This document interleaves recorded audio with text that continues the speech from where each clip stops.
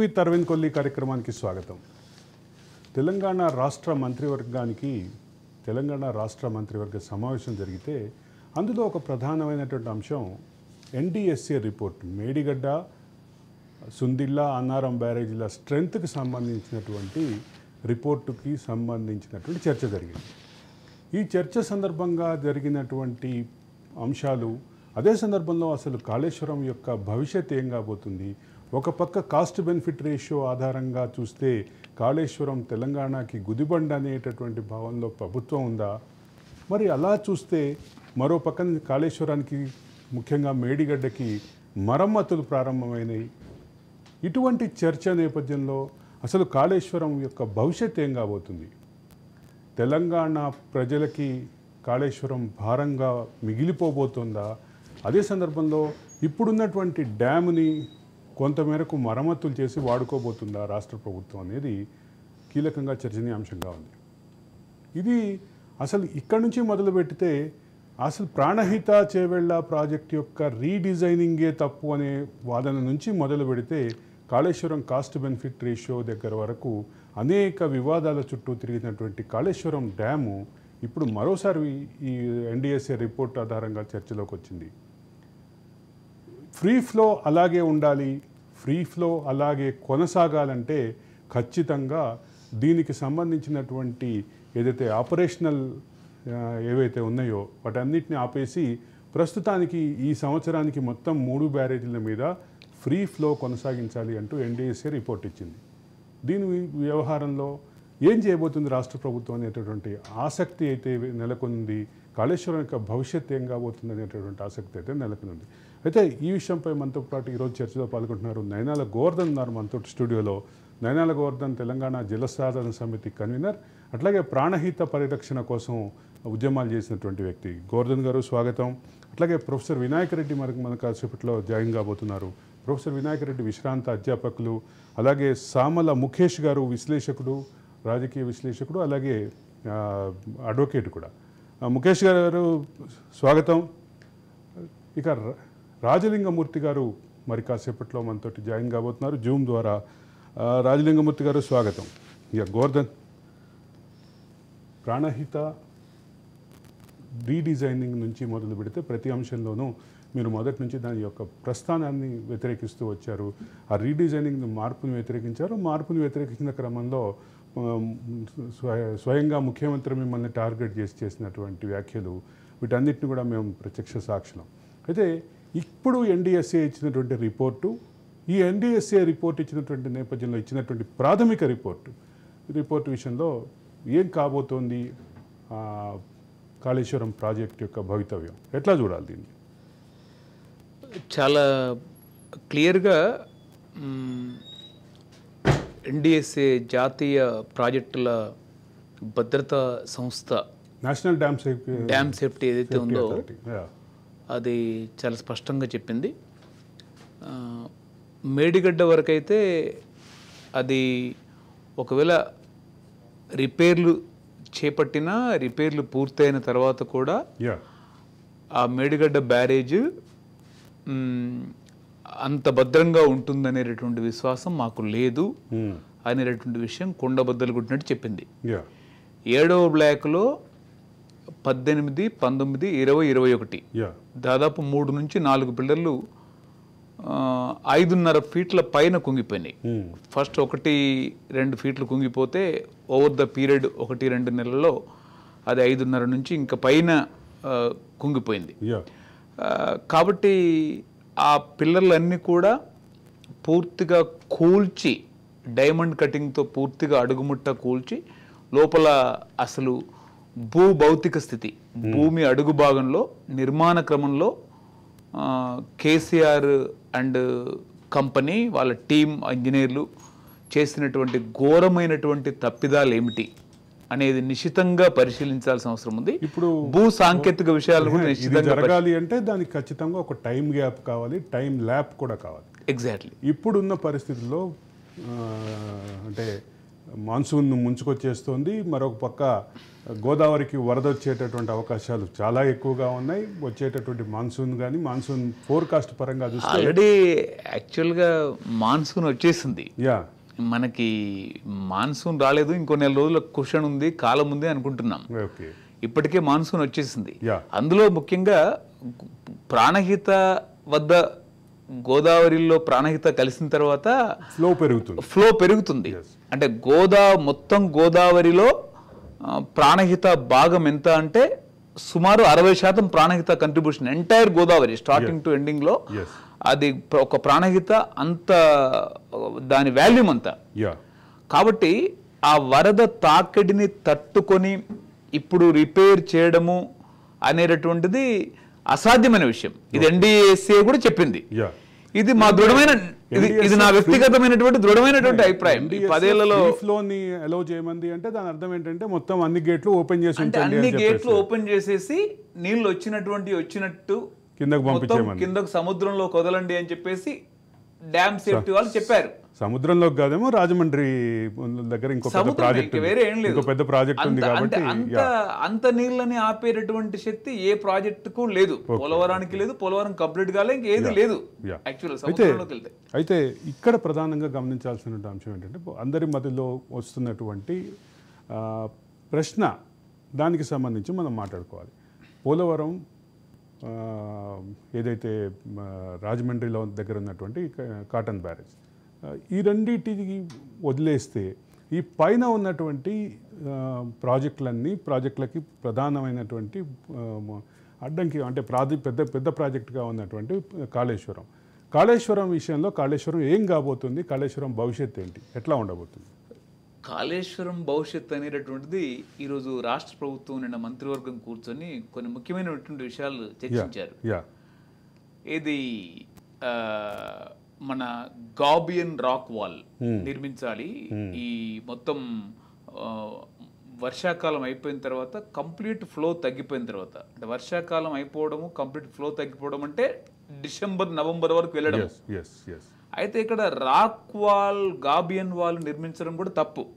ఎందుకు తప్పంటే ఇక్కడ నుంచి నీళ్ళని మేడిగడ్డ నుంచి అన్నారం ఎత్తిపోయాలి, అన్నారం నుంచి సుందిళ్ళకి ఎత్తిపోయాలి, సుందిల నుంచి ఎల్లంపల్లికి ఎత్తిపోయాలి. అంటే 3 దశల ఎత్తిపోతల బిల్లు ఎంత వస్తుందంటే ఇది చాలా బీభత్సంగా వస్తుంది. ఈ 2 సంవత్సరాల ఇక్కడ పెట్టేటటువంటి కరెంటు పెట్టేటటువంటి ఖర్చు పెడితే అక్కడ అయిపోతుంది. కాస్ట్ బెనిఫిట్ రేషియో ఏదైతే ఉందో కాస్ట్ బెనిఫిట్ రేషియోకి సంబంధించిన అంశం మళ్ళీ మనకు చర్చలోకి వద్దాం. ఇప్పుడు ప్రస్తుతం అయితే టెక్నికల్ అంశాలు, అదే సందర్భంలో ఫీజిబిలిటీ అంశాలు, వీటితో పాటు స్ట్రెంగ్త్ కి సంబంధించిన అంశాలు. ఒకసారి ప్రొఫెసర్ వినాయక్ రెడ్డి గారి దగ్గరికి వెళ్దాం. వినాయక్ రెడ్డి గారు స్వాగతం. చెప్పండి. ఎట్లా చూడాలి అంటే ఒక పక్కన కాస్ట్ బెనిఫిట్ రేషియోకి సంబంధించినటువంటి వివాదం ఉంది. కాస్ట్ బెనిఫిట్ రేషియోలో ఆ పరంగా చూస్తే కాళేశ్వరం యొక్క ప్రొడక్టివిటీకి సంబంధించిన అనుమానాలు వస్తున్నాయి. అదే సందర్భంలో గతంలో అధికారంలో ఉన్నటువంటి పార్టీ ఖచ్చితంగా దాన్ని రిపేర్ చేయాల్సిందే అంటూ వాదిస్తోంది. దీన్ని ఎట్లా చూడాలి? గత ప్రభుత్వం రిపేర్ చేయాలని వాదిస్తున్నది. ఇప్పుడు ప్రభుత్వం కూడా ఇప్పుడు నిన్న Ghosh commission judicial commission Ghosh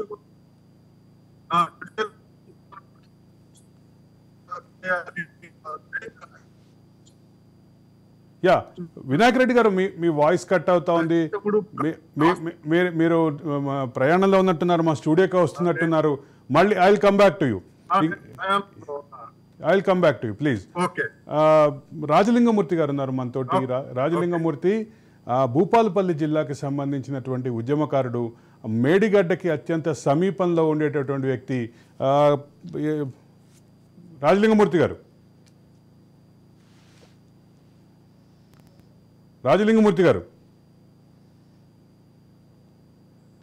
ఆయనకి కూడా టెక్నికల్ ఇష్యూ ఉంది.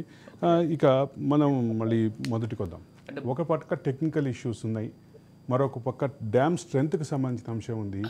రెండోది డ్యాముకి సంబంధించినటువంటి ఇప్పుడే ఫ్రీ ఫ్లో కోసమా ఏమో కానీ మొత్తం మీద రిపేర్లు ప్రారంభమైనాయి. అంటే రిపేర్లు అనేటటువంటివి మేడిగడ్డకు సంబంధించి కనుక చూస్తే అత్యంత మొక్కుబడి చర్య. ఇప్పుడు రిపేర్లు మొదలు పెట్టినట్టు తెలుస్తూ ఉంది. ఒక ఏజెన్సీ ఎల్ఎన్టీ ఏదైతే ఉందో అక్కడ చేస్తుంది.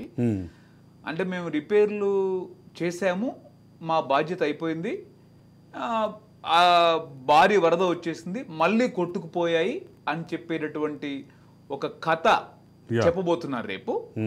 అక్కడ రిపేర్లు చేసేటటువంటి క్రమం ఏదైతే ఉందో అది అక్కడ వచ్చేటటువంటి ప్రకృతిపరమైనటువంటి వరద, తీవ్రమైనటువంటి ప్రకృతి శక్తి ముందు ఒరిజినల్గా కేసీఆర్ ఏదైతే ఎల్ఎన్టీతో ప్రతిష్టాత్మకంగా నిర్మించినటువంటి ప్రాజెక్టే అది కొట్టుకుపోయే పరిస్థితి. ఈ రోజు గనక అది ఏమీ చేయకుండా అలానే గనక ఉంటే అసలు నేను అనుకుంటాను 18, 19, 20 పిల్లర్లలో 1, 2, 3 పిల్లర్లు వరదలో కొట్టుకుపోతాయి. పిల్లర్లే కొట్టుకుపోతాయి. అంటే 28 లక్షల క్యూసెక్ల వరద వస్తుంది. తెలంగాణ రాష్ట్రంలో కృష్ణా నదిలో గోదావరి కృష్ణా ఉపనదుల్లో ఏ నదులో రానటువంటి ఒక భయంకరమైనటువంటి వరద అక్కడ వస్తుంది. కాబట్టి వరదను తట్టుకుని ఉండడం చాలా కష్టం. రెండోది నిర్మాణ పరంగా భూ గర్భంలో నిర్మించాల్సినటువంటి నిర్మాణ శాస్త్రీయ ప్రమాణాలకు తగ్గట్టుగా అక్కడ నిర్మాణం చేయలేదు. కేసీఆర్ ఆదరా బాదరాగా తుమ్మిడిహెట్టి నుంచి కాళేశ్వరానికి మేడిగడ్డకు రీడిజైన్ చేసి దాన్ని బడ్జెట్ ని ఒక భూగోళం అంతా సైజుకు పెంచి అందులో అదుపు లేనటువంటి దోపిడీ చేయాలనేటువంటి పథకంతో పనిచేశారు తప్ప అక్కడ శాస్త్రీయ ప్రమాణాలకు తగ్గట్టు నిర్మాణ క్రమంలో అనుసరించవలసినటువంటి చాలా సున్నితమైనటువంటి విషయాలు. అది ఫ్లోటింగ్ డ్యామ్. యాక్చువల్గా వీళ్ళు నిర్మాణ క్రమంలో ఆ ఫ్లోటింగ్ డ్యామ్ నిర్మాణ క్రమం అనేది మొత్తం ఎగిరిపోయి అదొక బిడసబారిన ఎటు కదలకుండా ఉండేటటువంటి ఒక ఫ్లోటింగ్ డ్యామ్ కు పూర్తి భిన్నమైనటువంటి స్ట్రక్చర్ గా నిర్మాణ క్రమంలో మారింది. ఇది అక్కడ క్రమం. అయితే అక్కడ ఉన్నటువంటి భౌతిక పరమైనటువంటి అంతర్గత నియమాలని, అంటే భూమి పొరల్లో ఏముంది, అసలు భూమి పొరల్లో ఫ్లోటింగ్ డ్యామ్ కి అనుగుణమైనటువంటి టెస్ట్లన్నీ కూడా దాదాపు 1, 2, 3 సంవత్సరాలు చాలా సుదీర్ఘంగా చేయాలి. ఒక బేసిక్ విషయం ఎక్కడ కూడా చేయలేదు. ఒక బేసిక్ విషయం ఏంటంటే ఎక్కడన్నా కన్స్ట్రక్షన్ డ్యామ్ లాంటి ప్రాజెక్టులు అంటే డ్యామ్ లాంటి పెద్ద ప్రాజెక్టులు కట్టేటప్పుడు సాయిల్ టెస్ట్ చేస్తారు, సాయిల్ స్ట్రెంగ్త్ టెస్ట్ చేస్తారు. అదే సందర్భంలో కింద అంటే సూపర్ స్ట్రక్చర్తో సమానమైనటువంటి స్ట్రెంగ్త్ కింద ఉండేలాగా చూస్తారు. అవును, ఎక్కడ జరిగిందా? అంటే ఇక్కడ ఎక్కడ జరగలే. ఇక్కడ ఏంటంటే ఒక 28 లక్షల క్యూసెక్ల వరద ఒకానొక సందర్భంలో అక్కడ వెళ్తుంది. ప్రతి ఏటా 20 లక్షల క్యూసెక్లకు తగ్గకుండా వరద అక్కడ వెళ్తుంది. అది అంటే భారీ వరద అది. అయితే ఆ క్రమంలో నది ఉపరితలంలో నీళ్లు ఎంత వేగంగానైతే ప్రవహిస్తాయో నది అడుగు భాగంలో కూడా నీళ్లు అంత వేగంగా పయనిస్తాయి. అయితే ఈ క్రమంలో నీళ్లు వెళ్ళేటప్పుడు ఇసుక కూడా కదులుతుంది.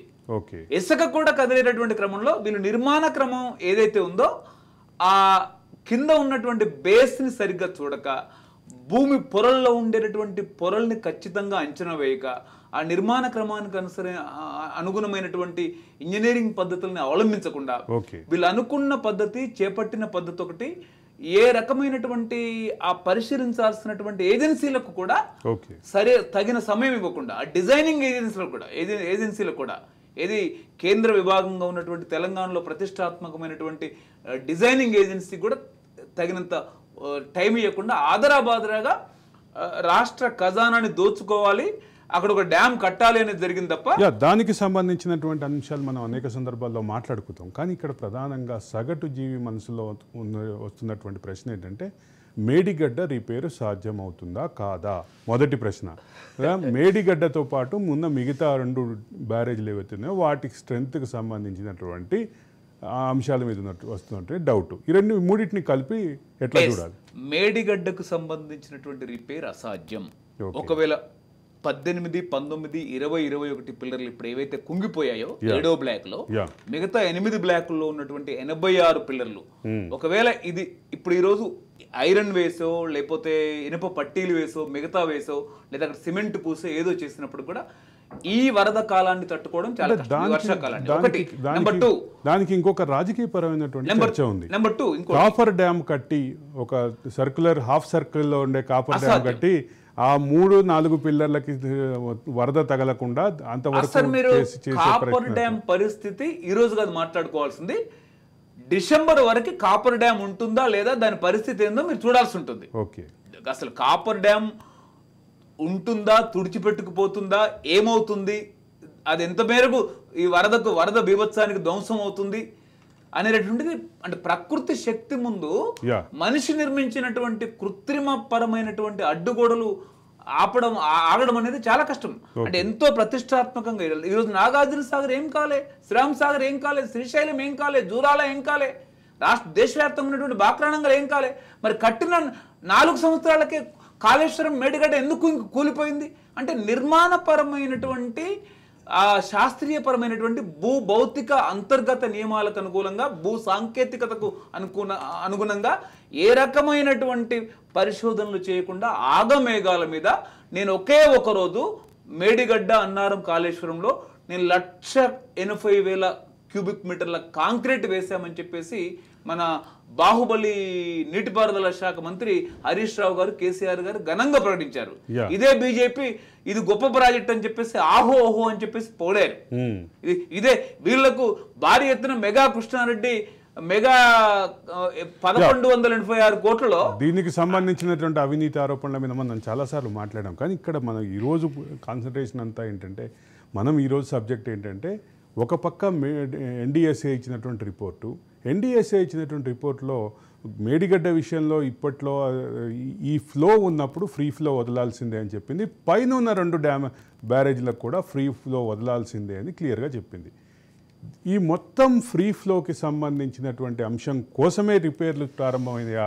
ఈరోజు రిపేర్లు ప్రారంభమైనాయి. ఇక్కడ చాలా కీలకమైన విషయం. దానికి సంబంధించి మేడిగడ్డ మాత్రమే కాదు, అన్నారం సుందిళ్లలో కూడా మేడిగడ్డలో తలెత్తినటువంటి లోపాలే తలెత్తాయి. ఓకే, ఇదే డ్యామ్ సేఫ్టీ భద్రతా సంస్థ చాలా క్లియర్ గా మేడిగడ్డలో ఎలా అయితే పిల్లర్లు కుంగిపోయాయో అన్నారంలో సుందిలలో కూడా అలాంటి ప్రాథమిక పరమైనటువంటి చాలా భారీ ఒక కారు అంత వెడల్పు నీళ్లు వచ్చేటటువంటి బొంగలు పడ్డాయి. అంటే కింద అంత కింద రంధ్రాలు ఉన్నాయి, ఇసుకంతా మొత్తం పోయింది, అడుగు భాగంలో ఏమి లేదు, ఒట్టిదే ఉంది. రంధ్రాలకు సంబంధించినటువంటి బుగ్గలకు సంబంధించిన అంశంలో కూడా సాధ్యం కాదు. ఆ విషయంలో కూడా కొన్ని అనుమానాలు వ్యక్తం చేసింది ఎన్డీఎస్ఏ. కాబట్టి అది ఇప్పుడు ఎల్ఎన్టీ కానీ లేకపోతే నవయుగ కానీ అప్కాబ్ కానీ మిగతా ఏజెన్సీలు 3 ప్రాజెక్టుల కంపెనీలు ఏవైతే ఉన్నాయో అవి చేపట్టినప్పటికీ కూడా పైన నీరు గోదావరిలో కానీ ఇటు మేడిగడ్డ దగ్గర కానీ ప్రాణహిత కలిసిన తర్వాత కూడా ఎట్లయితే ఉపరితలంలో నీళ్లు ఎట్లయితే ప్రవహిస్తాయో అడుగు భాగంలో కూడా నీళ్లు ప్రవహిస్తాయి. అడుగు భాగంలో కూడా నీళ్లతో పాటు ఇసుక కూడా ప్రవహిస్తుంది. ఇసుక ముందుకు వెళ్ళినప్పుడు ఖచ్చితంగా అక్కడ ఒక ఖాళీ ఏర్పడుతుంది.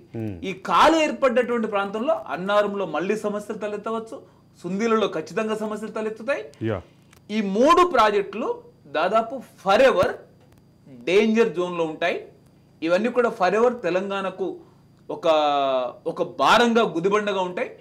మేడిగడ్డనే కాళేశ్వరం నుంచి రాష్ట్రానికి అంతటికి కేసీఆర్ 36 లక్షల ఎకరాలకు నేను నీళ్ళు ఇస్తానని చెప్పాడు కాబట్టి మొదటి డ్యామ్ ఆ మేడిగడ్డ నుంచే నీళ్ళు ఎత్తిపోయాలి కాబట్టి ఆ మేడిగడ్డనే ఈరోజు కొలాప్స్ అయిపోయింది. నీళ్ళు ఎత్తిపోవడం అనేది చాలా కష్టం. ఒకటి స్ట్రెంత్కి సంబంధించిన అంశంలో మేడిగడ్డకు సంబంధించిన స్ట్రెంత్కి సంబంధించిన అంశంలో రకరకాల అనుమానాలు ఉంటే, మరో పక్కన మేడిగడ్డకి సంబంధించినటువంటి ఈ పరిస్థితిని రెస్టోర్ చేయలేమా అనేటటువంటి పరిస్థితి అనుమానాలు మాత్రం ఖచ్చితంగా ఉన్నాయి.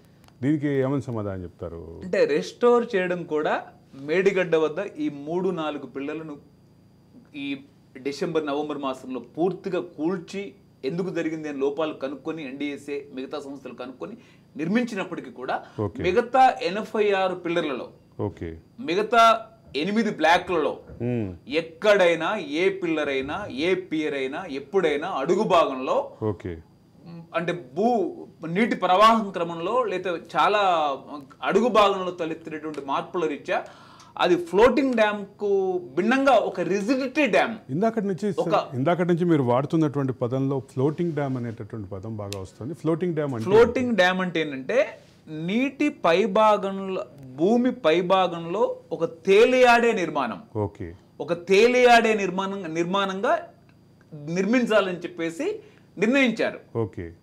ఏది సెంట్రల్ డిజైనింగ్, అది కేంద్ర ప్రాజెక్టుల డిజైన్ సంస్థ. అయితే దానికి పూర్తి భిన్నంగా నిర్మాణ క్రమంలో అదేమైపోయిందంటే ఫ్లోటింగ్ డ్యామ్ గా కాకుండా ఒక రిజిడ్ డ్యామ్ గా మారిపోయింది.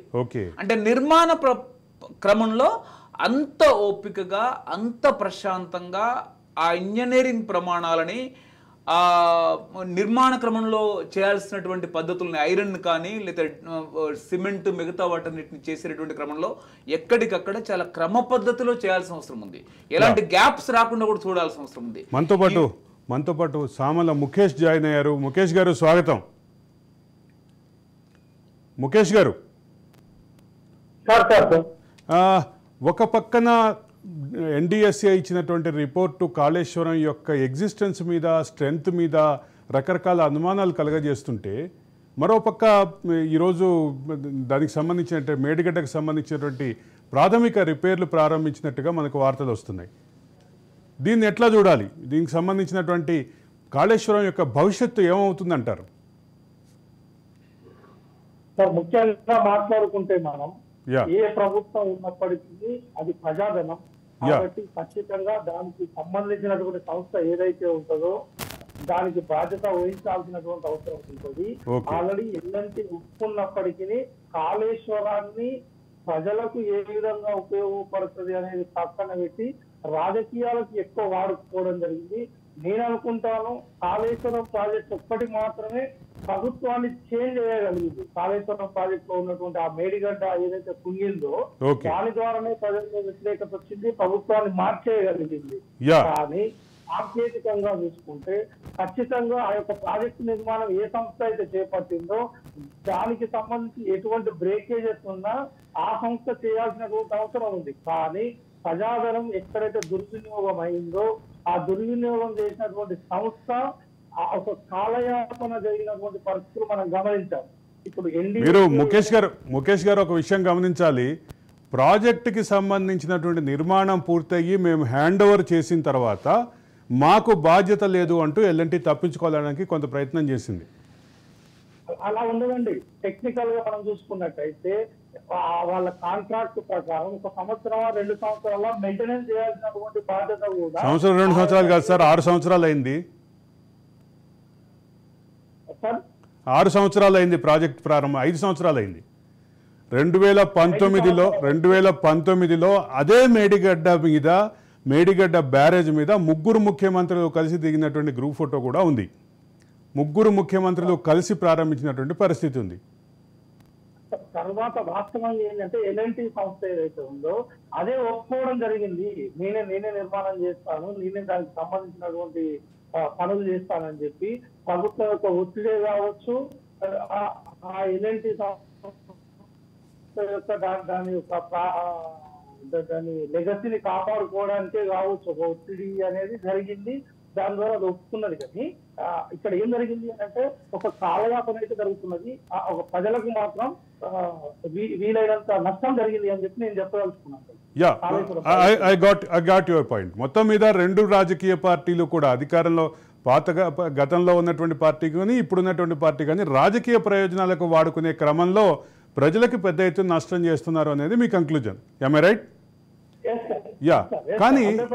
కానీ ఇక్కడ ఫ్రీ ఫ్లో వదలాల్సిందే అంటూ ఎన్డిఎస్ఏ ఇచ్చినటువంటి రిపోర్టు కానీ దానికి సంబంధించిన కార్యాచరణ కానీ ఎట్లా ఉండాలని మీరు భావిస్తున్నారు అనేది నా ప్రశ్న. సార్, వాస్తవంగా ఎన్డిఎస్ఏ ఏదైతే ఉందో డ్యామ్ సేఫ్టీ అథారిటీ వచ్చిన తర్వాత ఖచ్చితంగా సార్ మనం ఒక నిర్మాణం చేసిన తర్వాత దానికి సంబంధించి ఎటువంటి లోపాలు జరిగినా సదరు సంస్థ కానీ సదరు ప్రభుత్వం కానీ దాన్ని చేయాల్సినటువంటి బాధ్యత ఉంటుంది. ఇక్కడ మీరు ఇంకో విషయం గమనించాలి. ఫ్రీ ఫ్లోకి సంబంధించినటువంటి అంశంలో కానీ అదే సందర్భంలో మిగతా ఏదైతే అంశాల విషయంలో కానీ ఎన్డిఎస్ఏ రిపోర్ట్లో ఇంకొక అంశం ఉంది. 2019లోనే మేము హెచ్చరిక జారీ చేశాం, 2019లోనే మేము దీన్ని ఐడెంటిఫై చేసి ప్రాబ్లమ్ని ఐడెంటిఫై చేసాం. అప్పుడు సరిగ్గా దాని పట్ల గత ప్రభుత్వం వ్యవహరించని కారణంగానే ఈ సమస్య వచ్చింది అంటూ ఎన్డీఎస్ఏ రిపోర్ట్లో ఒక భాగం ఉంది. దీన్ని ఎట్లా చూడాలి?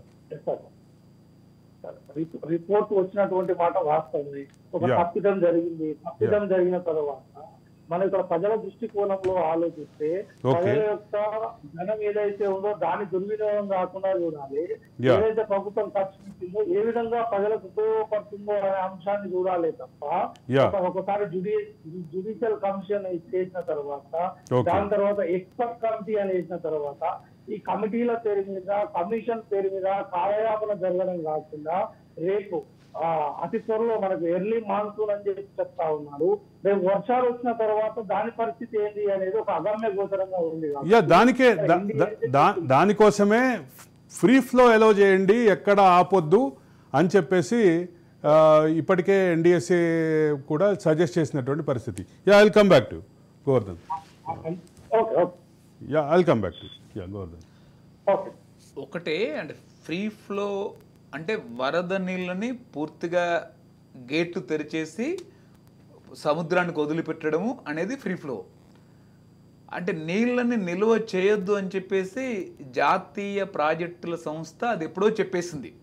ఎప్పుడు అక్టోబర్ 23న ఎప్పుడైతే ప్రాజెక్టు కుంగిపోయిందో 21వ తారీఖున ఆ రోజే చెప్పింది. ఈరోజు నీళ్ళని కనుక నిల్వ చేయడం వల్ల ప్రాజెక్టులు అన్నింటిపైన కూడా ఒత్తిడి పెరుగుతుంది. మేడిగడ్డ కానీ, అన్నారం కానీ, సుందిల్ల కానీ ఎక్కడైనా. అంటే దానివల్ల అడుగు భాగంలో బుంగలు పెరుగుతాయి. రెండవది అడుగు భాగంలో ఇసుక కదులుతుంది. గర్భంలో భౌతిక పరిస్థితిలో మార్పు వస్తుంది. మార్పు రావడం వల్ల పైన ఉన్నటువంటి నిర్మాణ స్ట్రక్చర్ ఏదైతే ఉందో, ప్రాజెక్టు బేస్ పునాది ఏదైతే ఉందో ఇది కిందికి కుంగిపోతుంది. ప్రాజెక్టు పైన అదనపు ఒత్తిడి పడకుండా నీళ్లు కింది పోవాలని చెప్పింది. దీనికి ప్రత్యామ్నాయం ఏమిటి అంటే మేడిగడ్డ నుంచి నీళ్ళు ఎత్తిపోయడం కాకుండా సింపుల్గా తుమ్మిడిహెట్టి నుంచి ఎదురుగా ఆనకట్ట కట్టకుండానే నీళ్లను సుందిళ్ళకు తీసుకురావడానికి అవకాశం ఉంది. అంటే దాదాపు 72 కిలోమీటర్ల కాలువ పూర్తి అయిపోయింది, నిర్మాణం పూర్తి అయిపోయింది. అక్కడ అసలు అడ్డుకట్ట కట్టాల్సిన అవసరం లేదు. ఆ ప్రాణహిత దగ్గర నదికి ఇట్లా బొంగ పొడుస్తే ఇట్లా కాలువ కట్ చేసేస్తే అక్కడ నీళ్ళు వస్తాయి. అక్కడ నుంచి జైపూర్ వాగులో నీళ్లు అక్కడ ఒక చిన్న ఒక డీప్ కట్ తవ్వుతే అక్కడ నుంచి సుందిళ్ళకు నేరుగా నీళ్ళు వస్తాయి. 148 మీటర్ల ఎత్తు తుమ్మిడిహెట్టి, మైలారం దగ్గరికి 72 కిలోమీటర్ తర్వాత 138 మీటర్ల ఎత్తు సముద్ర మట్టానికి. ఇక్కడికి వచ్చిన తర్వాత సుందిళ్ళకి వచ్చిన తర్వాత 130. అంటే తుమ్మిడిహెట్టి నుంచి సుందిళ్ళకి 18 మీటర్ల డౌన్ ఫాల్ ఉంది, దిగుడు ఉంది, ఏటావాల్ ఉంది. నేరుగా నీళ్లు కిందకు వస్తాయి కదా. ఇప్పుడే తీసుకోవచ్చు మనం. డిసెంబర్ వరకు ఎక్కడి వరకో లేదా గాబియన్ రాక్ వాల్ అంటే మేడిగడ్డ దగ్గర ఎగువన అడ్డుకట్ట 2.5 మీటర్లు కట్టే వరకు నీళ్లు ఎత్తిపోయకుండా ఉండాల్సిన అవసరం లేదు. ముఖేష్ గారు లేకుండా ముఖేష్ గారు ఇక్కడ ప్రధానంగా ప్రత్యామ్నాయంగా వినిపిస్తున్నటువంటి గాబియన్ రాక్ వాల్ కానీ, అదే సందర్భంలో కాఫర్ డ్యామ్ కానీ, టీఆర్ఎస్ ప్రతిపాదిస్తున్నటువంటి కాపర్ డ్యామ్ కానీ, వీటన్నిటికీ ఇప్పుడు వచ్చేటటువంటి ఫ్లోని తట్టుకునేటటువంటి కెపాసిటీ ఉండదు. ఇప్పుడున్నటువంటి ఫ్లోలో ఆ నిర్మాణాలు కూడా సాధ్యం కాదు అనేది గోవర్ధన్ అభిప్రాయం. ఎట్లా చూస్తారు దీన్ని? వాస్తవంగా ఏంటి అంటే సాంకేతిక సమస్య ఎక్కడ ఉన్నప్పటికీ దానికి సంబంధించినటువంటి సదరు ఇంజనీర్స్ దాని పని చేస్తూ ఉంటారు. ప్రభుత్వం మారినప్పటికీ ఆ సంస్థకు సంబంధించినటువంటి ఎవరైతే టెక్నికల్ ఇంజనీర్స్ ఉంటారో దాని పని చేయడానికి మాత్రమే మనకు ఆ టెక్నికల్ ఇంజనీర్స్ ఉంటారు. కానీ ప్రభుత్వం మారినంత మాత్రాన ఒక ఏదో తల్లిదండ్రులు లేనటువంటి పిల్లల లెక్క రావాల్సినటువంటి అవసరం లేదు. ఏ ప్రాజెక్ట్ ముఖేష్ గారు, అదే సందర్భంలో గత ప్రభుత్వంలో పనిచేసినటువంటి ఇంజనీర్ల ఇంటిగ్రిటీ గురించి ఇప్పుడు వచ్చినటువంటి ముఖ్యమంత్రి కానీ, అదే సందర్భంలో ఇరిగేషన్ శాఖ మంత్రి కానీ గతంలో వ్యాఖ్యలు చేసినటువంటి సందర్భాలు ఉన్నాయి. దీనికి సంబంధించి మరింత వివరాల్లోకి చర్చలోకి వెళ్లే ముందు చెప్పండి ముఖేష్ గారు. అవన్నీ రాజకీయపరమైనటువంటి విమర్శలు కావచ్చు, రాజకీయపరమైన అంశాలు కావచ్చు. వాటిని ఈ రోజు మనం తొలి చూడాల్సినటువంటి అవసరం లేదు అనేది నా వ్యక్తిగత అభిప్రాయం. ఎందుకు అంటే చెప్పండి. కావాల్సినటువంటి రాజకీయ లబ్ధి పరిపూర్ణంగా జరిగింది. 2 రకాల ఎన్నికలు జరిగినాయి. ఎమ్మెల్యే ఎన్నికలు అయిపోయినాయి, వాళ్ళు వచ్చారు చైర్లో కూర్చున్నారు. ఎంపీ ఎలక్షన్స్ అయిపోయినాయి, వాళ్ళకి కావాల్సినటువంటి ఎంపీ సీట్లు కూడా వస్తున్నాయి. కానీ ఇక్కడ మనం ప్రాథమికంగా మాట్లాడుకోవాల్సింది ఏంటంటే ప్రజల దృష్టికోణంలో మాట్లాడుతుంది. మీరొక రాజకీయపరమైనటువంటి చర్చ కూడా లేపారు కాబట్టి ఖచ్చితంగా దానికి సంబంధించిన అంశంలో కూడా చర్చలోకి వెళ్ళాలి. అయితే 2023 ఎన్నికల్లో మేడిగడ్డ కుంగుబాటు అనేది కాంగ్రెస్ని అధికారంలో తీసుకొచ్చిందని మీరే గతంలో చెప్పారు. ఇప్పుడు 2024 పార్లమెంట్ ఎన్నికల్లో ఈ అంశం పైన జరిగిన చర్చ నిజంగానే కాంగ్రెస్కు ఉపయోగపడుతోందా అనేది కూడా ఖచ్చితంగా మాట్లాడాల్సిన అంశమే. రాజలింగమూర్తి గారు, మీ ఊర్లో ఏంటో మేడిగడ్డకి సంబంధించినటువంటి రిపేర్లు మొదలైనవి అంట, ఏంటి పరిస్థితి? రాజలింగమూర్తి గారు, మీ వాయిస్ రావట్లేదు, ఒకసారి చూడండి సార్. హలో, చెప్పండి సార్. ఇప్పుడు నిర్మాణ సంస్థ బాధ్యత అని చెప్పి ఈ మధ్య కాలంలో వాస్తవానికి ఏంటంటే వాళ్ళకు ఏదో కాఫర్ డ్యామ్ అది కట్టాలి, నిర్మాణ సంస్థ తీసుకోవాలన్నారు. కానీ ఆ ఫ్లోకు ఆ చేసే పనులు అసలు సాధ్యపడవు సార్. ఎందుకంటే అది నాణ్యత లోపంలో కట్టిన బాబు దానికి ఇప్పుడు ఏం చేసినా ఇప్పుడు ఫ్రీ ఫ్లో ఇడిచిపెట్టాలని చెప్పి దాన్ని ఇది పబ్బం గడుపుకోవడానికి మాట్లాడుతున్నారు తప్ప అది కరెక్ట్ గానైతే వాళ్ళు అక్కడ ఏం పనులు మొదలు పెట్టలే. అది ఏ పని మొదలు పెట్టినా అది సాధ్యపడేటట్టు అయితే కనిపిస్తలేదు సార్. ఇప్పుడు సీజన్ వర్షాకాలం అయితే స్టార్ట్ అయిపోయింది. వర్షాకాలం స్టార్ట్ అయిపోయింది. అదే సందర్భంలో ఇంకొక మాట వింటున్నాము, కొన్ని గేట్లు జామ్ అయినాయి, దాని గేట్లని కూడా ఓపెన్ చేసేటటువంటి ప్రయత్నం కూడా మొదలైంది ఈ రోజు అంటున్నారు సార్. అది అన్ని మేము పోయినాం కదా, కుణిగినాక తర్వాత దానికి వచ్చే మర తింపే గ్రీసింగ్ అని చేయక సార్ అవి సాధ్యపడేటట్లేదు. అది మొత్తం సార్ దానిలో మొత్తం అవినీతి లోపం, దానిలో సంబంధించి ఒక్కడి సుత నాణ్యత లేదు. నేషనల్ డ్యామ్ రిపోర్ట్ వాళ్ళు సుత మొన్న అన్నారు అది జరిగినప్పుడే కట్టేటప్పుడే కొన్ని లోపాలు జరిగినాయి అన్నారు. కానీ చూసి చూడనట్లు పోయిళ్ళు. ఇప్పుడు అంతా ప్రజల మీద ఈ భారం అంతా మోపిళ్ళు సార్. ఇప్పుడు ఏదో చెప్తున్నారు తప్ప అది అసలు సాధ్యపడే విధంగానే లేదు అది. ఎందుకంటే కాలం గడుపుకోవడానికి పాత ప్రభుత్వాన్ని పడగొట్టింది, కొత్త ప్రభుత్వాన్ని నిలబెడతాంది. మరి దాన్ని ఎట్లా చేస్తారో అనేది సుత మనకు ఈ మేధావి వర్గం కానీ వీళ్ళందరూ చూడాలి. వాస్తవానికి ఏంటంటే ఇంకా ఎవరు ఇలాంటి ఈ ప్రభుత్వమే కానీ ఈ గత ప్రభుత్వాలే కానీ ఇంకా రాబోయే ప్రభుత్వాలే కానీ ప్రజాధనాన్ని ఎట్లా దోపిడీ చేయాలని కనుక వాళ్ళు కొన్ని అంచనాలు వేసుకుంటే దీనిలో మాత్రం చట్టపరమైన చర్యలు ఖచ్చితంగా జరగాలి. ఎందుకంటే తప్పు చేస్తే ఎవరికైనా చట్టం ప్రజాధనాన్ని దుర్వినియోగం చేస్తే చట్టపరంగా చర్యలు ఉంటాయి అనేది రాజకీయ నాయకులకు అర్థం కావాలి, ప్రజలకు సుత అర్థం కావాలి. ఎందుకంటే స్వచ్ఛందంగా మనం ఏ ప్రాజెక్ట్ కట్టినా కొన్ని వందల సంవత్సరాలు ప్రజలకు వినియోగపడాలి. ఓ కాటం ద్వారా 150 సంవత్సరాల క్రితం ఒక ధవళేశ్వరం బ్యారేజ్ కడితే ఇదివరకు చెక్కు చెదరలేదు. మన లాంటి వాళ్ళు మన కేసీఆర్ లాంటి వాళ్ళు కడితే అవి కొన్ని లక్షల కోట్లు కడితే ఇవాళ ఒక 2 సంవత్సరాల చూస్తే ప్రజలకి అది పనిచేయలేదు. కాబట్టి దీని మీద వీళ్ళు ఏదో పేపర్లు ప్రకటనలు కాదు, వాస్తవానికి న్యాయ విచారణ జరగాలి, దాని లోపం జరగాలి. నిర్మాణ సంస్థ తీసుకుంటారా, దాని ఇంజనీర్ల బాధ్యత తీసుకుంటారా, ఎవరి బాధ్యత తీసుకొని దాని మీద ప్రజలకు జరిగిన నష్టాన్ని మాత్రం వాళ్ళ దగ్గర నుంచి పూరించాలి, నిర్మాణం చేయించాలి. వాస్తవానికి తుమ్మిడిహెట్టి దీని నుంచి తీసుకొస్తారా, తుమ్మిడిహెట్టి నుంచి మన సుందిళ్ళ వరకు 70 కిలోమీటర్లే ముందట.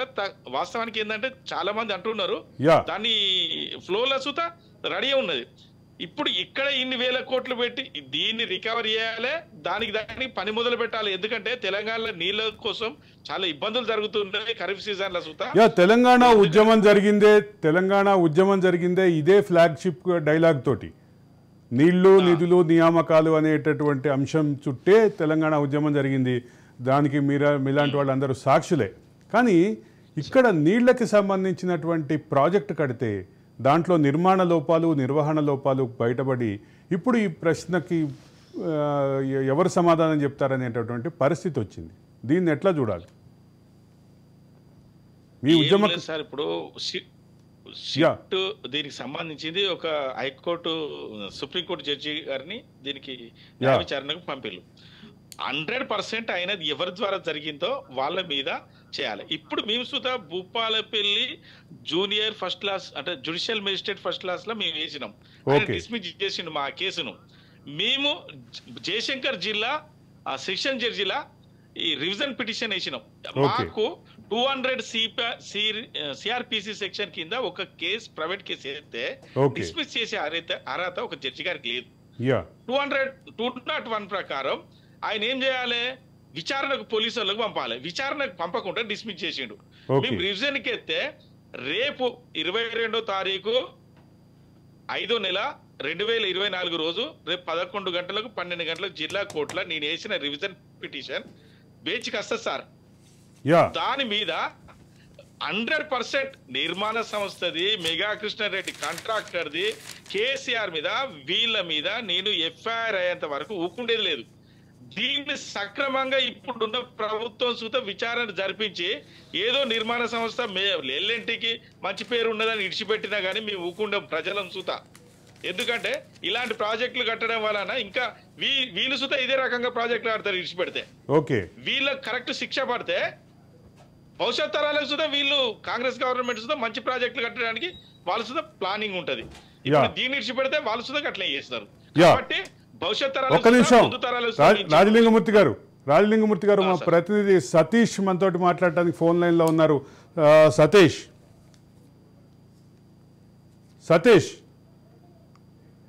హలో సతీష్ అరవింద్ గారు చెప్పండి. మొత్తం మీద ఇప్పుడు అంటే మేడిగడ్డకి సంబంధించినటువంటి మెయింటెనెన్స్ కానీ మేడిగడ్డకి సంబంధించినటువంటి రిపేర్లు కానీ ప్రారంభమైనాయి అంటూ ఇందాక మీరు ఇచ్చినటువంటి రిపోర్ట్ చూశాను. ఏంటి దీనికి సంబంధించిన మీ దగ్గర ఉన్నటువంటి అప్డేట్ ఏంటి? మేడిగడ్డ ప్రాజెక్టుకు సంబంధించినటువంటి పూర్తి స్థాయి నిజ నిర్ధారణ, అసలు ప్రభుత్వం చేపట్టాల్సినటువంటి పనులేంటి, అసలు ప్రాజెక్టు ఉంటుందా పోతుందా, లేకపోతే తాత్కాలిక మరమ్మతులు చేస్తే ఆగుతుందా ఆగదా అనేటువంటి అంశానికి సంబంధించినటువంటి పూర్తి స్థాయి ఆ నివేదికను కానీ దానికి సంబంధించినటువంటి అంశాలను కానీ ఎవరు వెల్లడించినటువంటి పరిస్థితి కనబడం లేదు. అటు ఘోష్ బృందం వచ్చినప్పుడు ఆ ప్రాజెక్ట్ ను పరిశీలించింది, అధికారులతో మాట్లాడింది. అక్కడ ఆ ప్రాజెక్ట్ కి సంబంధించినటువంటి ప్లాన్ కావచ్చు, తర్వాత దానికి సంబంధించినటువంటి అగ్రిమెంట్లు కావచ్చు, ప్రాజెక్ట్ కి సంబంధించినటువంటి నిర్మాణానికి సంబంధించినటువంటి నిర్మాణ సంస్థకు సంబంధించినటువంటి అగ్రిమెంట్లు, దానికి సంబంధించినటువంటి అంశాలన్నింటినీ కూడా పరిశీలించినటువంటి బృందం ఆ నిర్ధారణకు దానికి సంబంధించినటువంటి నిర్ధారణ చేసింది. అటు నేషనల్ డ్యామ్ సేఫ్టీ అథారిటీ కూడా దానికి సంబంధించినటువంటి పరిశీలన జరిపి అక్కడ తాత్కాలికంగా ఏం మరమ్మతులు చేయొచ్చో, లేకుంటే ఆ ప్రాజెక్టు పూర్తి స్థాయిలో మరమ్మతులు చేస్తే ఉంటుందా లేదా అనేటువంటి అంశానికి సంబంధించి కూడా పూర్తి స్థాయి సమగ్రమైనటువంటి అంశాలను వెల్లడించకపోవడంతో ఒక సందిగ్ధత నెలకొందని చెప్పుకోవచ్చు. మొత్తానికి ఇప్పుడు కానీ ఈ రోజు ప్రారంభమైనటువంటి మరమ్మతులు మెయింటెనెన్స్ కి సంబంధించి మీ దగ్గర ఉన్నటువంటి అప్డేట్ ఏంటి సతీష్? అవి కూడా అటు డ్యామ్ సేఫ్టీ అథారిటీ సూచన మేరకు గేట్లు గనక మూసి ఉన్నట్లయితే ఒకవేళ వరద వస్తే ఆ 7వ బ్లాక్ లోని 3 పిల్లర్లు కూడా కొట్టుకుపోయేటువంటి ప్రమాదం ఉంది. కాబట్టి ఆ గేట్లను ఎలాగైనా తెరవాలనేటువంటి అంశాన్ని ఆ డ్యామ్ సేఫ్టీ అథారిటీ సూచించినటువంటి సూచనల మేరకు డ్యామ్లను తెరిచి ఆ గేట్లను తెరిచేటువంటి పనులకు మాత్రమే వాళ్ళు శ్రీకారం ఇస్తారు. దానికి సంబంధించినటువంటి అంశాల్లోనే అధికారులంతా కూడా నిమగ్నమైనటువంటి పరిస్థితి. అంటే మొత్తానికి ఆ వరద ఉధృతి కనుక వచ్చినట్లయితే గేట్లు మూసి ఉన్నప్పుడు ఆ వరద ఉధృతికి ఉన్నది కూడా కొట్టుకుపోయేటువంటి ప్రమాదం ఉంది అనేటువంటి అంశాన్ని అటు డ్యామ్ సేఫ్టీ అథారిటీ సూచించినటువంటి సూచన మేరకు ఆ గేట్లు తెరిచేటువంటి పనిలో అధికారులు నిమగ్నమయ్యారు. దానికి సంబంధించి మరామతులు కనుక చేస్తే అసలు ఎక్కడి నుంచి నీళ్లు వస్తున్నాయి, ఎక్కడి నుంచి ఒక మాట అనుకోవచ్చా సతీష్? ఏదైతే నేషనల్ డ్యామ్ సేఫ్టీ అథారిటీ ఏదైతే సూచించిందో ఫ్రీ ఫ్లో, ఎక్కడ నీళ్లు ఆగకుండా ఫ్రీ ఫ్లోకి ఫెసిలిటేట్ చేయండి, దానికి ఆ రకమైనటువంటి సులభతరం చేయండి ఫ్రీ ఫ్లోకి అనే దాన్ని ఆ సూచనను ఇంప్లిమెంటేషన్ దిశగా రాష్ట్ర ప్రభుత్వం కానీ రాష్ట్ర ఇరిగేషన్ శాఖ కానీ చేస్తుందని భావించాలా?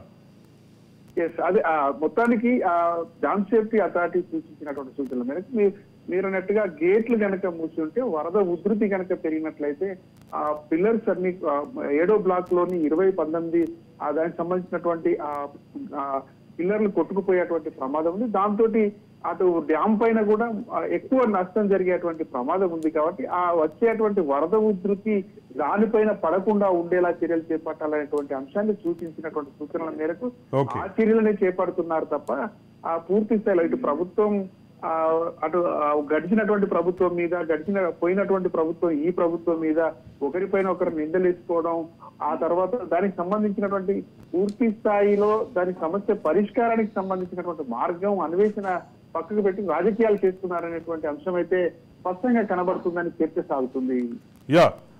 Thank you Satish, thank you for your update. Govardhan, మా ప్రతినిధి ఇచ్చినటువంటి అప్డేట్ చూస్తున్నాం. అంటే అక్కడ ఉన్నటువంటి గేట్లు ఫ్రీ ఫ్లోని ఆపే పరిస్థితి ఉంది కాబట్టి గేట్లకు సంబంధించినటువంటి అంటే ఇప్పుడు జామైన గేట్లు ప్రాజెక్టులో 18, 19, 20 ఏడో బ్లాక్ లో 3 పిల్లర్లు ఎప్పుడైతే 3 గేట్లు ఎప్పుడైతే 21 4 ఎప్పుడైతే ఇట్లా కుంగిపోయాయో పైనుంచి కిందికి 5 ఫీట్లు కుంగినప్పుడు ఈ మధ్యలో ఉండేటటువంటి ఏదైతే ఈ గేట్ ఉందో ఈ గేట్ పైన మొత్తం పడిపోయింది. ఒక భయంకరమైనటువంటి అతి భారమైనటువంటి పై స్లాబు పైదంతా సిమెంట్ స్ట్రక్చర్ అంతా పడిపోవడం వల్ల ఇది ఇలా అయిపోయింది. ఇలా అయిపోవడం వల్ల ఇది ఇప్పుడు నీటి ఫ్లోని ఇది ఆపేస్తుంది. నీటి ఫ్లోని అంటే కిందికి వెళ్ళేటటువంటి వరద స్వేచ్ఛాయుతమైనటువంటి వరదను ఆపేయడం వల్ల ఈ పిల్లర్ పైన ఈ పియర్ పైన విపరీతమైనటువంటి వెయిట్ పడుతుంది, ప్రెషర్ పడుతుంది. ఈ ప్రెషర్ పడ్డప్పుడు ఇది ఆల్రెడీ ఇక్కడ నుంచి ఇలా సుమారు 3.5 ఫీట్ల వెడల్పు ఇలా పగిలిపోయింది పైనుంచి కింది వరకు, భూమి అడుగు భాగం నుంచి పై వరకు. కాబట్టి ఇది పూర్తిగా ఇలా వేరుగా 2 ముక్కలుగానైనా కావచ్చు, అలా ముక్కలుగా విరిగిపోయి ఆ భారీ వరదలో 28 లక్షల క్యూసెక్ల వరద పోయిన సంవత్సరం వచ్చింది 2023లో. 2022లో కూడా 28 లక్షల క్యూసెక్ల పైన వచ్చింది సుమారు. 2000 ఒక సంవత్సరం జూలై 12, 13, ఇంకొక సంవత్సరం జూలై 28. కాబట్టి ఆ దానికి మొత్తం బాహుబలి పంపులు, సంప్ హౌస్ మొత్తం అసలు మొత్తం విధ్వంసం అయిపోయింది.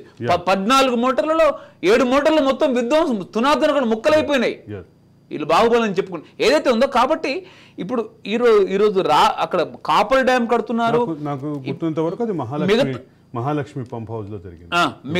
మిగతాది ఏది చేసినప్పటికీ కూడా అది తూతూ మంత్రపు చర్యలు తప్ప రాష్ట్ర ప్రజలని మేమేదో రిపేర్ చేస్తున్నాము అని చెప్పేసి ఎల్ఎన్టీ నమ్మించడం, ప్రభుత్వం కూడా అనవసరంగా ఈ మేడిగడ్డ దానితో ఈ ఆల్రెడీ వర్షాకాలం వచ్చేసింది మన హైదరాబాద్ నగరంలో. ఒక సూటి ప్రశ్న, ఇప్పటికే పెట్టినటువంటి లక్షలాది కోట్లకి సంబంధించినటువంటి ప్రాజెక్టు దాన్ని అట్లాగే వదిలేయాలా, ఇంకా దాన్ని ఏదో ఖచ్చితంగా మేము ఈరోజు ఒక దృఢమైనటువంటి నిశ్చయంతో గత 10 ఏళ్ళు ప్రాజెక్టు పరిశీలించి చెప్తున్నాం, మేడిగడ్డ పనికి రాదు, మేడిగడ్డను వదిలేసేయాలి. ఆ 3 వాటిని తాత్కాలికంగా చేసినా రేపు డిసెంబర్ తర్వాత పూర్తిగా కూల్చి కట్టినా కూడా మిగతా 86 పిల్లర్లలో ఏ పిల్లర్ అయినా ఎప్పుడైనా పోవచ్చు. దానికి బదులు తుమ్మిడిరెడ్డి నుంచి నేరుగా సుందిళ్ళకి, తుమ్మిడిరెడ్డి నుంచి నేరుగా ఎల్లంపల్లికి నీళ్ళు తీసుకోవడం అతి చౌక. అన్నిటికన్నా ముఖ్యమైనది ఏంటంటే మేడిగడ్డ, అన్నారం, సుందిళ్ళ నుంచి నీళ్లను ఎల్లంపల్లికి ఎత్తిపోయడం కూడా కొన్ని కోట్ల రూపాయల ఖర్చు, కొన్ని కోట్ల రూపాయల ఖర్చు. అది బేసిక్ విషయం. కాస్ట్ బెనిఫిట్ రేషియోకి సంబంధించిన అంశంలో మనం ప్రొఫెసర్ వినాయక్ రెడ్డి గారితో మాట్లాడదాం. వినాయక్ రెడ్డి గారు,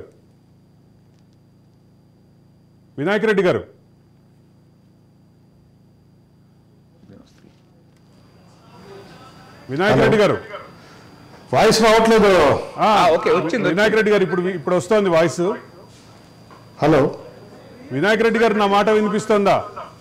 మీ మాట సరిగ్గా రావట్లా. ఓకే, ఇప్పుడు 1 లక్షలాది కోట్లకి సంబంధించినటువంటి సుమారు 1,20,000 నుంచి 1,80,000 వరకు రకరకాల ఫిగర్లు చెప్తున్నారు. ఈ అంశంలో 1,00,000 కోట్లకి పైగా పెట్టి కట్టినటువంటి ఈ ప్రాజెక్ట్ యొక్క భవితవ్యం ఏం కాబోతుంది అనేది అందరి మనసులో ఉన్నటువంటి ప్రశ్న. ఇక్కడ కాస్ట్ బెనిఫిట్ రేషియో, అదే సందర్భంలో 1,00,000 కోట్ల ప్రాజెక్ట్ని అట్లా వదిలేలేక దాన్ని ఏ రకంగా వాడుకోవాలి అనేటటువంటి చర్చ కూడా ఉంది. దీన్ని ఎట్లా చూడాలి? దీనికి మీరు ఇచ్చే సొల్యూషన్ ఏంటి?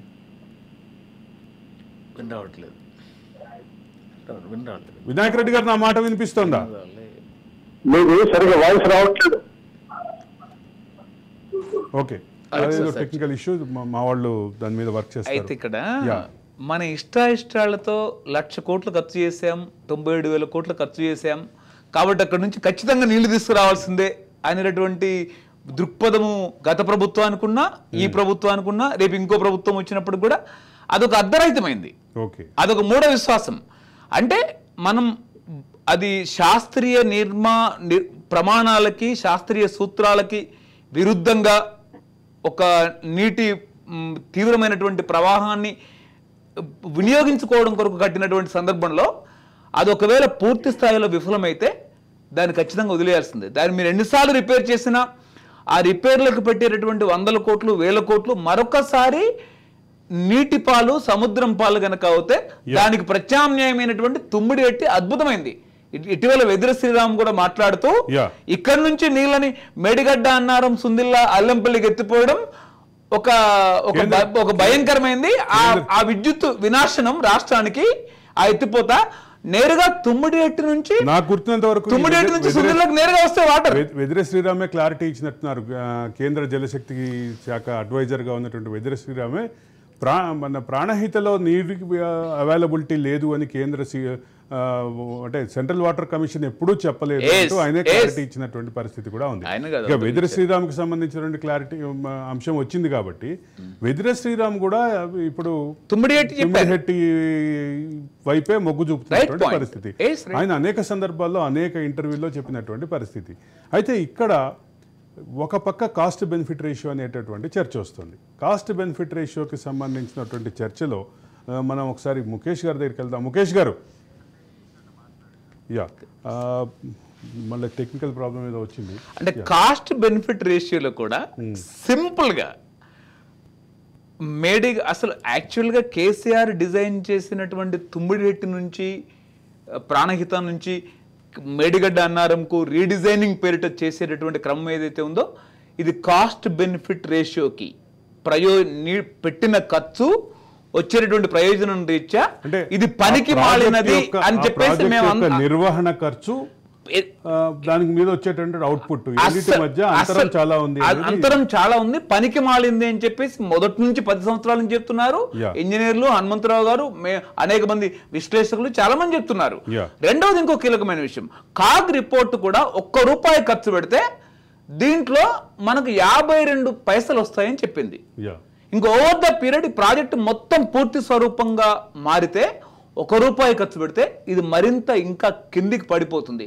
అదే మీరు తుమ్మిడిహట్టి నుంచి తీసుకుంటే అక్కడ ఎదురు నీటి ప్రవాహం ఒక నది లేదు, పైనుంచి ఇప్పుడు మేడిగడ్డ నుంచి నీళ్ళు ఎత్తిపోస్తే కడెం నీళ్లు, శ్రీరామ్ సాగర్ నీళ్లు పైనుంచి కిందికి వస్తే ఎత్తిపోసినాయని కిందికి అనేక సార్లు వచ్చినాయి. 160 టీఎంసీలు బీఆర్ఎస్ ప్రభుత్వం, కేసీఆర్ ప్రభుత్వం ఎత్తిపోస్తే 100 టీఎంసీలు సముద్రంలో పోయినాయి. కడెం నుంచి శ్రీరామ్ సాగర్ నుంచి నీళ్ళు వస్తాయి, మహాప్రవాహం వస్తాయి. అంటే 60 టీఎంసీలు మాత్రమే పైకి 4 సంవత్సరాలు ఎత్తిపోసారు ఘనమైనటువంటి కేసీఆర్ ప్రభుత్వం. అదే నీకు తుమ్మిడిహట్టి నుంచి గోదావరికి, ఎల్లంపల్లికి కానీ, తుమ్మిడిహట్టి నుంచి సుందిళ్ళకి కానీ వస్తే ఎదురు నది లేదు, ఎక్కడ నీళ్లు అక్కడ నుంచి. రెండోది అక్కడ తుమ్మిడిహట్టి దగ్గర కూడా ఎలాంటి మోటార్లు లేవు. మామూలుగా తుమ్మిడిహట్టి దగ్గర ప్రాణహిత నదికి ఇలా గండి కొడితే నీళ్లు గోదావరికి వచ్చేస్తాయి. వినాయక్ రెడ్డి గారు, ఇప్పటి వరకు మనం ఇన్ని అంశాలు చూసాం. ఇక కాస్ట్ బెనిఫిట్ రేషియో విషయంలో, కాస్ట్ బెనిఫిట్ రేషియోకి సంబంధించిన అంశం అసలు రేవంత్ రెడ్డి మదిలో ఏముంది, రేవంత్ రెడ్డి మనసులో ఏముంది, కాంగ్రెస్ ప్రభుత్వం మనసులో ఏముంది, ఈ ప్రాజెక్టుని కంటిన్యూ చేస్తూ నడపటమా లేదా ఈ ప్రాజెక్టుని ఇట్లాగే వదిలేయటమా, దీని విషయంలో ఏమి ఉందని భావిస్తున్నారు? అదే సందర్భంలో కాస్ట్ బెనిఫిట్ రేషియోలో వచ్చేటటువంటి అంశాలు, దానికి సంబంధించి ఒక ఆర్థిక శాస్త్ర విశ్రాంత అధ్యాపకుడిగా మీరేం చెప్తున్నారు? కాస్ట్ బెనిఫిట్ అనాలిసిస్ గా చూసినట్లయితే ఇది నాట్ ఏ వైబుల్ ప్రాజెక్ట్ అనేది ఈ ప్రాజెక్ట్ మొదలు పెట్టిన దగ్గర నుంచి కూడా ఈ మీద చాలా చర్చలు జరిగినాయి. ఇది ప్రాజెక్ట్ కాస్ట్ బెనిఫిట్ బేసిస్ గా చూసినట్లయితే సరే రీసెంట్ గా క్యాబినెట్ మీటింగ్ దాని వాళ్ళు నేషనల్ డ్యామ్ సేఫ్టీ అథారిటీ ఇచ్చిన రిపోర్ట్ ప్రకారము ఏదో కొంత రిపేర్ చేసి దీన్ని ఉపయోగించుకోవాలనే ఆలోచనలో ఉన్నట్టుగా ప్రభుత్వం నిన్న ప్రకటన చేసింది. కానీ ఇప్పటికే ఈ వర్షాకాలం చూసినట్లయితే ఇంతకు ముందు 28 క్యూసెక్స్ సంథింగ్ కరెక్ట్ గా తెలియదు నాకు. ఓకే, అంతకంటే ఎక్కువ వరదలు వచ్చే ప్రమాదం ఉందనేది మాత్రం వాళ్ళు చెప్తా ఉన్నారు. అటువంటి ఈ ప్రాజెక్ట్ అనేది ఆ వరద చాలా డ్యామేజ్ ప్రాజెక్ట్ ఇది. ఇప్పుడు ఎక్కువ వరదలు వచ్చినట్లయితే పరిస్థితి ఎట్లా ఉంటుందో మరి గవర్నమెంట్ అంచనా వేస్తుందా లేదా తెలియదు. వాళ్ళు ఏం చేస్తున్నారనేది అంటే ఇప్పుడు ఇది మాత్రం వయబిలిటీ కాదు. అంతేకాకుండా ఈ ప్రభుత్వం కూడా ఏంటంటే ప్రాజెక్టు చుట్టూ రాజకీయాల కంటే ఈ నేషనల్ డ్యామ్ సేఫ్టీ అథారిటీ వాళ్ళు ఏం సజెస్ట్ చేస్తున్నారు, ఎట్లా రిపేర్ చేయమంటున్నారు, దానికి సంబంధించిన అయితే మనమైతే చెప్పలేము. హై టెక్నికల్ పర్సనాలిటీస్ డిజైనర్స్ వాళ్ళు మాత్రం చెప్పాలి. అందుకేమంటుందంటే ఇది వాళ్ళు రిపేర్ చేస్తారా లేదా, ఉపయోగిస్తారా లేదా, లేకపోతే రాజకీయాల కోసమే వాడుకుంటారా అనేది మనకి ఇప్పటికైతే లేదు. కానీ ఇది ప్రాజెక్టుని పక్కకు పెడతారా లేదా దీన్ని కంటిన్యూ చేసి ఉపయోగిస్తారా అనేది ప్రస్తుత ప్రభుత్వం మీద ఆధారపడి ఉంటుంది. ఈ ప్రభుత్వం ఆలోచిస్తున్న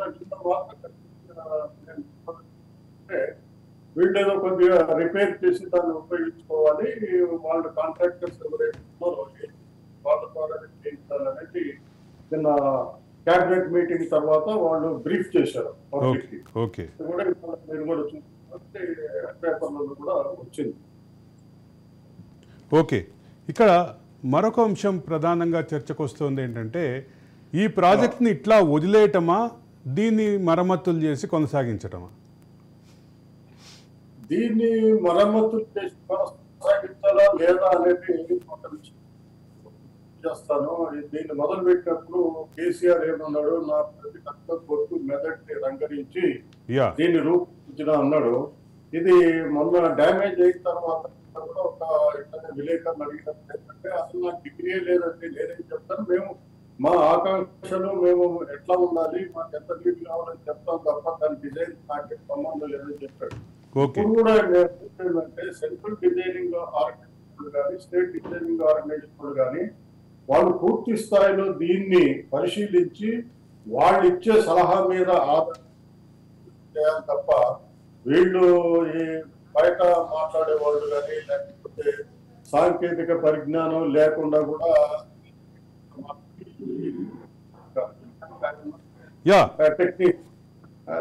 టెక్నికల్ పర్సన్ కాదు కామెంట్ చేయటం. అది ఇప్పుడు ఇంత ముందు వక్తలు చెప్పినట్టు ఇప్పుడు శ్రీరామ్ అనే అతను ఈ మధ్యన 2-3 ఆర్టికల్స్ రాశాడు. అది అనుకుంటే ఏంటంటే అది ఈ గత ప్రభుత్వాన్ని బ్లేమ్ చేసి ఏదో ఆయన సలహాదారుడు కేంద్ర జలశక్తి శాఖ సలహాదారు వెదిరి శ్రీరామ్. నేనేమంటున్నా అంటే ఇదే శ్రీరాము సెంట్రల్ ఇరిగేషన్ వాళ్ళకి సలహాదారుగా ఉన్నప్పుడు ఈ డిజైన్ అన్ని కూడా సెంట్రల్ గవర్నమెంట్ పోయినప్పుడు ఆయన అప్పుడు ఏం చేశాడు, ఇది డిజైన్ సరైనది కాదు, ఈ డిజైన్ లో లోపం ఉంది కాబట్టి బట్టి డిజైన్ రీడిజైన్ చేయమని చెప్పాల్సిన బాధ్యత శ్రీరామ్ మీద ఉంది. కానీ మొత్తం అయిపోయిన తర్వాత ఇప్పుడు ఇట్లా అయింది అట్లా అయింది ఎవరు దానికి బాధ్యత వహిస్తారు? ముఖేష్ గారు ఏంటి అంటే దీనికి సంబంధించినటువంటి కంక్లూజన్ ఏం కాబోతుంది? కాళేశ్వరం యొక్క భవితవ్యం ఏం కాబోతుంది? మేడిగడ్డ యొక్క భవితవ్యం ఏం కాబోతుంది? ముఖేష్ గారు, ఈ ప్రాజెక్ట్ విషయానికి వస్తే ఒకవేళ కంప్లీట్ డిమాలిష్ చేస్తే కూడా కాంగ్రెస్ గవర్నమెంట్ అన్నటువంటి 1,00,000 కోట్లు రికవరీ అవుతుంది అంటే కాదు, అట్లా కూడా ప్రజాధనం దుర్వినియోగం అవుతుంది. ఇందులో ముఖ్యమైనటువంటి మెరిట్ ఏంటి అని అంటే నా డౌట్, పర్సనల్ డౌట్ ఏంటి అంటే Vizag central government allowing the debit to that L&T. ఒకవేళ ఎల్ఎన్టీ అనే సంస్థ కట్టినప్పుడు నిర్మాణ లోపమే ఉంది కదా, ఉన్నప్పుడు ఆ ఎల్ఎన్టీ అనే సంస్థ ఇదే దేశంలో అనేక రకాల ప్రాజెక్టులు ఏ విధంగా చేపడుతుంది? ఎందుకు ఆ కంపెనీకి బ్లాక్ లిస్ట్ పెట్టట్లేదు? ఆ కంపెనీ ఎందుకు లక్షల కోట్లు అప్పిస్తున్నది అనేది నా డౌట్.